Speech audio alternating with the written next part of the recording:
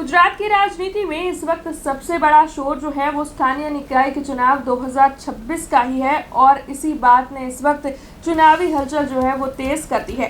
दरअसल 15 नगर निगम, 34 जिला पंचायत और 260 तालुका पंचायत के लिए ये जो चुनाव गुजरात राज्य में आयोजित होने जा रहे हैं उसे विधानसभा 2026 के चुनावों का सेमीफिनाले माना जा रहा है। इस वक्त जो है वो चुनाव की तारीखों का ऐलान हो चुका है। 26 अप्रैल को गुजरात राज्य में स्थानीय निकाय के चुनाव आयोजित होने वाले हैं और उसी के साथ 28 अप्रैल को जो है वो परिणाम घोषित होने वाला है। ऐसे में इस वक्त राजनीतिक पार्टियां एड़ी चोटी का जोर चुनाव प्रचार के लिए लगाने में जुट चुकी है। तब आज की इस खास रिपोर्ट में हम बात करेंगे गुजरात में इस वक्त चुनावी माहौल के बीच पार्टियों की क्या हाल है, लेकिन उससे पहले BRG न्यूज में आप सभी का स्वागत है। भारतीय जनता पार्टी ने इस बार के चुनाव में अपनी रणनीति को पूरी तरीके से बदल दिया है। वडोदरा जैसे शहरों की अगर बात करें तो यहाँ पर पूर्व मेयर, डिप्टी मेयर और यहाँ तक कि स्थायी समिति के चेयरमैन तक को इस बार टिकट नहीं दी गई है। 70% से अधिक नए और युवा चेहरों को टिकट दी गई है और इससे स्थानीय स्तर पर जो लोगों में नाराजगी है उसे कम करने की कोशिश भारतीय जनता पार्टी की ओर से इस बार के चुनावों में की जा रही है। हालांकि विपक्ष जो है वो इस बार बिखरा हुआ सा नजर आ रहा है। एनसीपी ने बिना किसी गठबंधन के गुजरात में इस बार चुनाव लड़ने का फैसला किया है, तो वहीं कांग्रेस पार्टी को नामांकन वापस खींचने के आखिरी दिन बड़े बड़े झटके लगे हैं।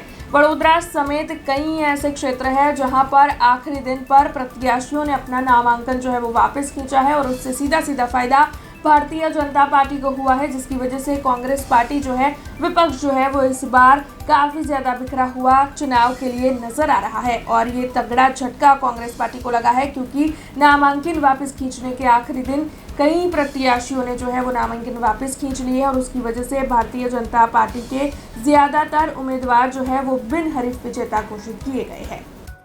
अब नामांकन वापस खींचने की तारीख जो है उसके खत्म होते ही 80 से ज्यादा सीटों पर राज्य भर में निर्विरोध भारतीय जनता पार्टी के प्रत्याशी जीतते हुए नजर आए हैं, जिसकी वजह से कांग्रेस पार्टी के खेमे में इस वक्त काफी ज्यादा रोष है। लेकिन उसके बावजूद भी कांग्रेस पार्टी ने हार नहीं मानी है। कई जगहों से झड़प की, मार पिटाई की खबरें भी सामने आई है और कांग्रेस पार्टी जो है वो इस वक्त काफी ज्यादा आग बबूला है। लेकिन इसका सीधा फायदा जो है वो भारतीय जनता पार्टी को हुआ है क्योंकि भारतीय जनता पार्टी के ज्यादातर प्रत्याशी निर्विरोध जीतने की खबरें नामांकन वापस खींचने की वजह से जो है वो सामने आई है। ऐसे में इस वक्त जो है चुनावी जमीन पर सत्ता पक्ष भारी पड़ता हुआ गुजरात राज्य में नजर आ रहा है।